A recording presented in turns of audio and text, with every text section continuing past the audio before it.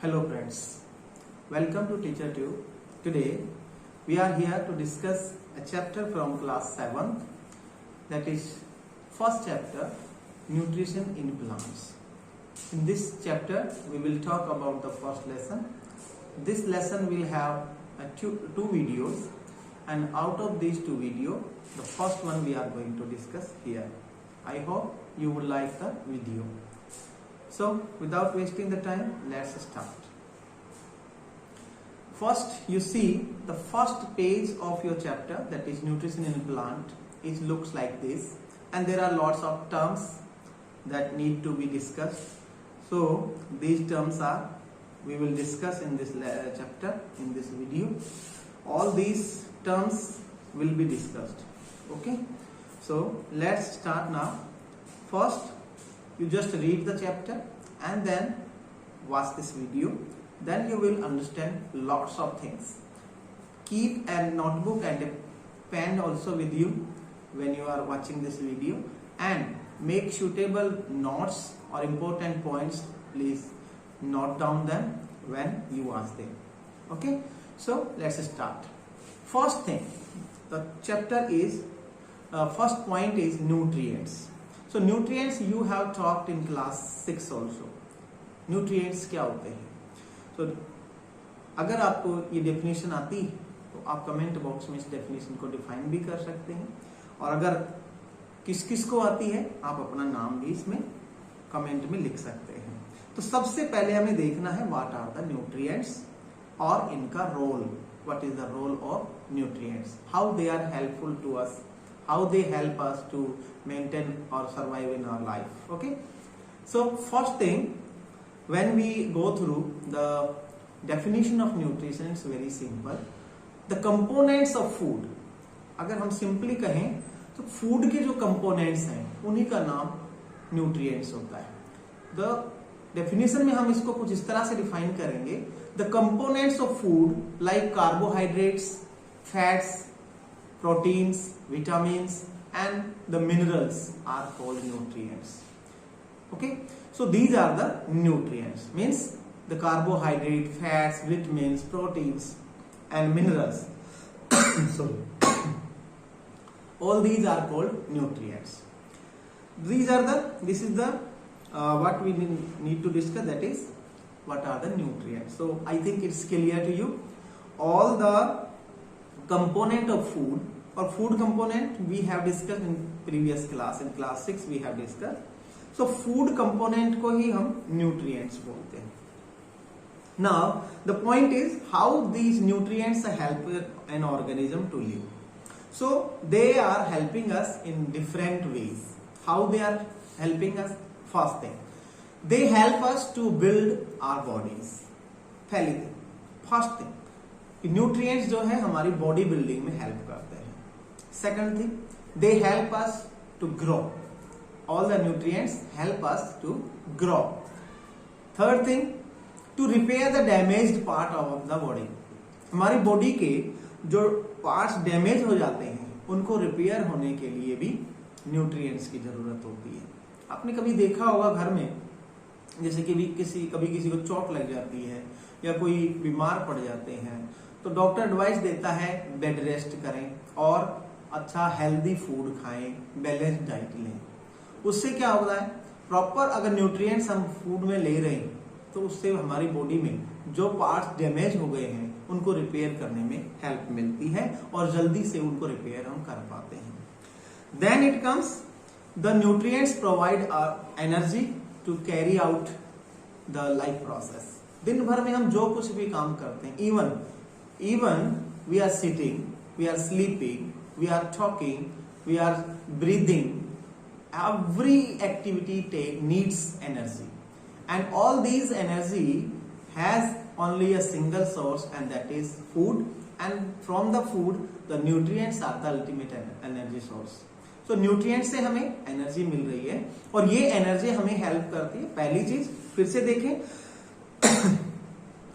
पहला body formation में, या हम कहें बॉडी बिल्डिंग में हमारी हेल्प करते हैं ये nutrients. Second, these nutrients help us to grow.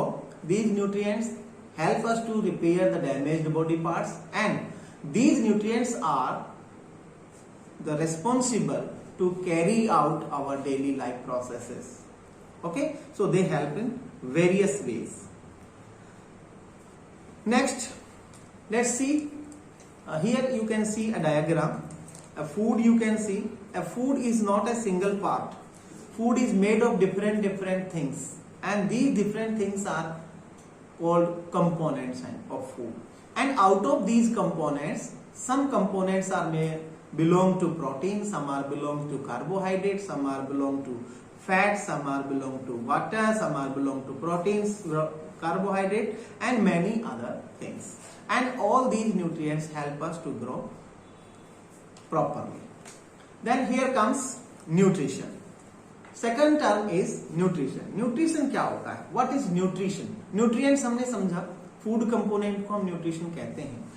So nutrition क्या होता है? The mode of taking food by an organism. Mode means method. The method of taking food by an organism and its utilization in the body is called nutrition. Body किस तरह से food organisms को use करेगी, उनको organise करेगी, और organisms जो है किस तरह से उनको इनटेक करता है, वो सारे मेथड्स जो हैं वो न्यूट्रिशन कहलाते हैं.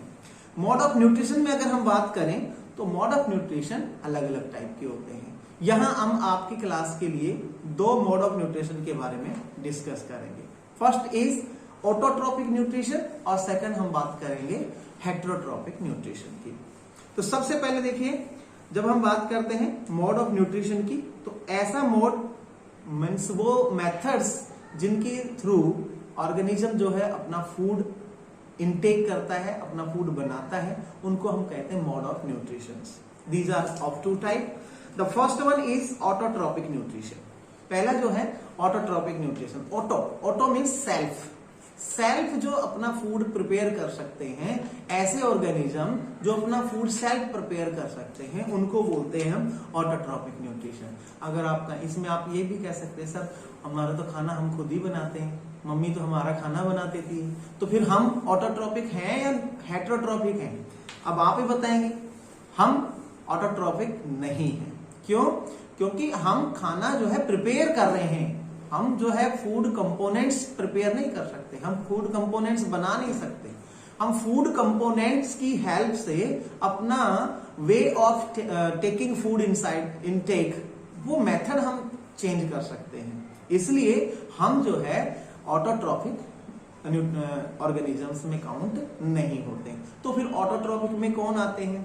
ऑटोट्रोपिक्स में आते हैं all the green plants which prepare their food in the presence of sunlight with the help of water and some minerals and carbon dioxide.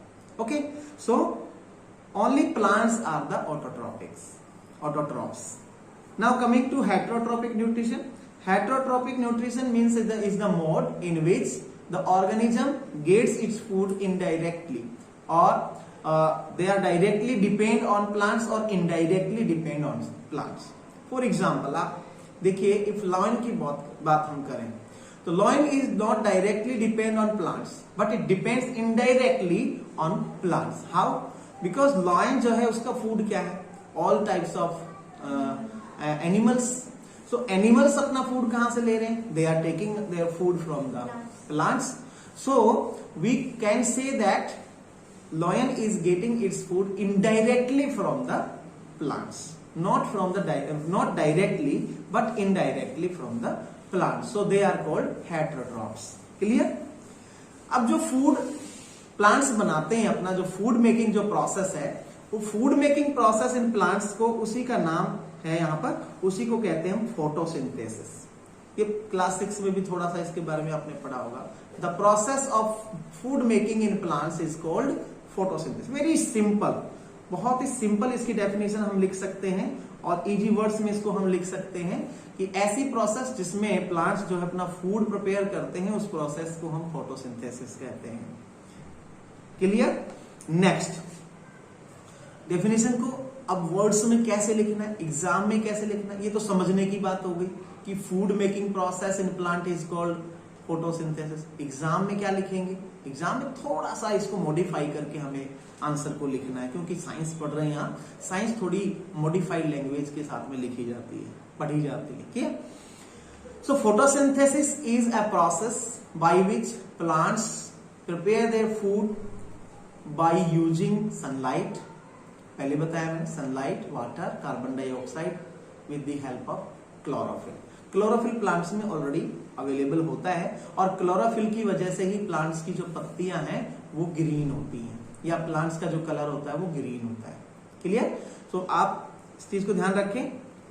सो हम कह सकते हैं photosynthesis is the process by which plants prepare their food their own food, उनका खुद का food, by using sunlight, water, carbon dioxide and chlorophyll.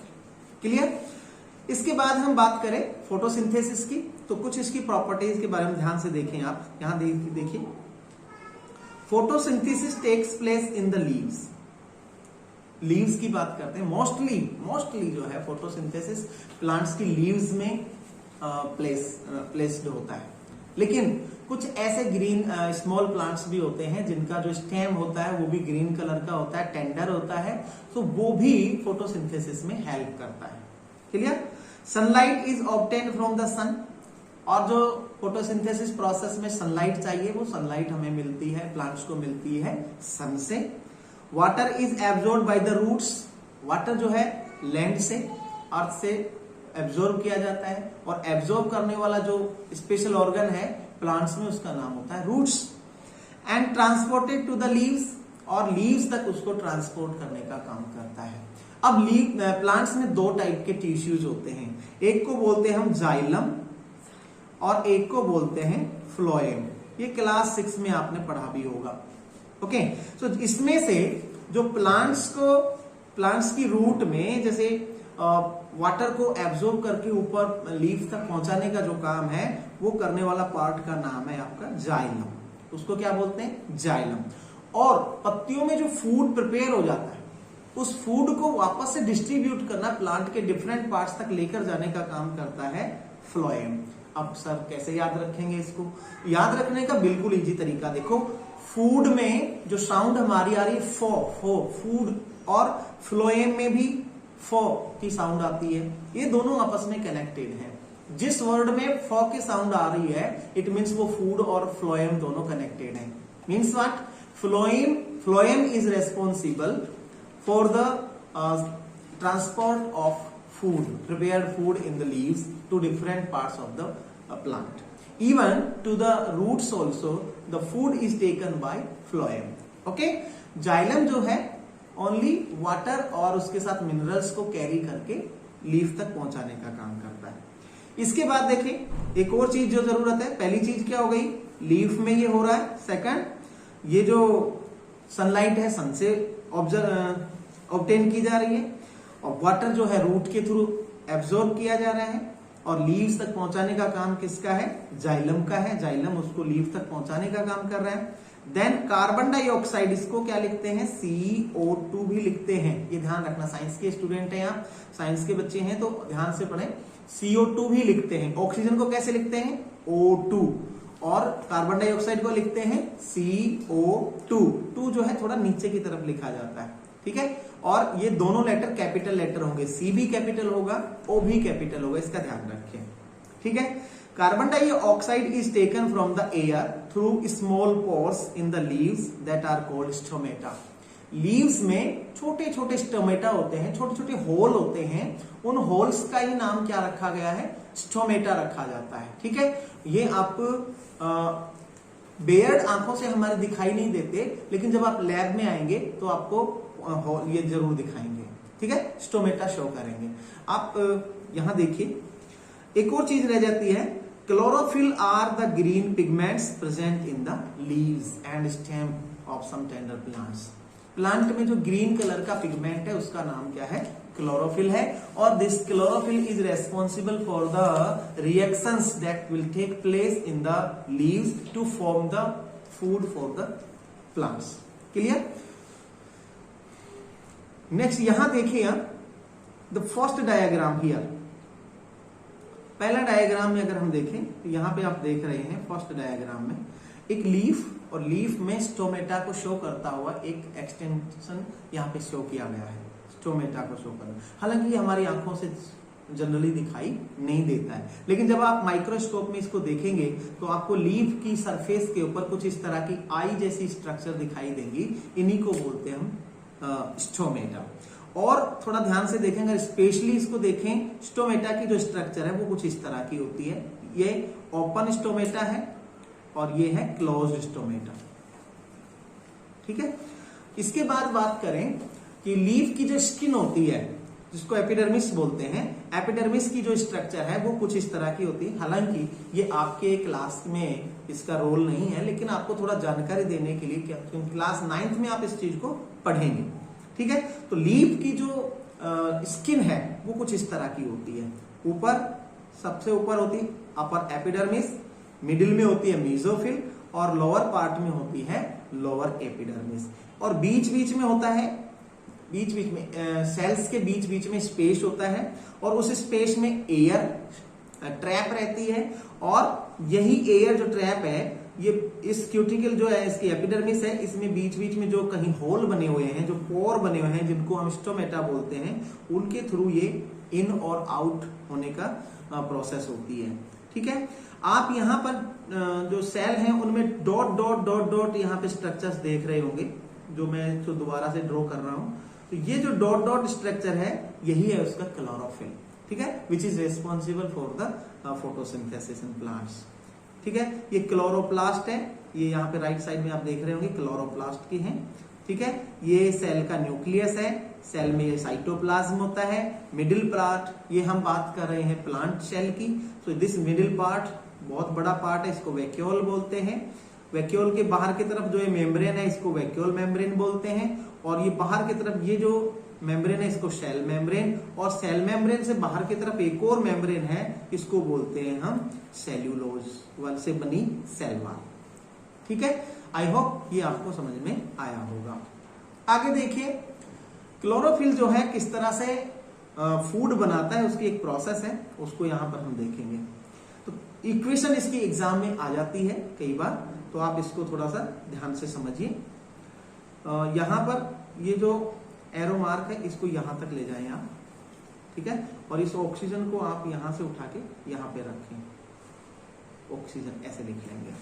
ठीक है, सो ये कार्बन डाइऑक्साइड है और ये वाटर है, और वाटर जो है सनलाइट की प्रेजेंस में क्लोरोफिल में किसमें कन्वर्ट हो जाता है, कार्बोहाइड्रेट्स में कन्वर्ट हो जाता है। कार्बोहाइड्रेट्स जिनको बोलते हैं CH और O। ठीक है, और ऑक्सीजन यहां से फिर क्या होती है, रिलीज होती है, और इसी ऑक्सीजन को जितने भी ऑर्गेनिजम्स हैं वो इनटेक करते हैं। तो जब प्लांट फूड बनाते हैं तो ऑक्सीजन रिलीज करते हैं, लेकिन जब रिस्पायर करते हैं, जैसे हम रिस्पायर करें, रेस्पिरेशन के टाइम प्लांट भी ऑक्सीजन यूज करते हैं और हम भी ऑक्सीजन ही इनटेक करते हैं। तो इस बात में आप बिल्कुल भी कंफ्यूज ना रहें। कई बच्चे हम देखते हैं कि वो इसमें कंफ्यूज हो जाते हैं। इसके बाद देखो, एनर्जी का जो फ्लो है, एनर्जी का फ्लो या एनर्जी का जो सोर्स है वो कहाँ है। जो हमारे यहाँ अर्थ की अगर हम बात करें या इस यूनिवर्स की बात करें, तो ultimate source of energy is the sun.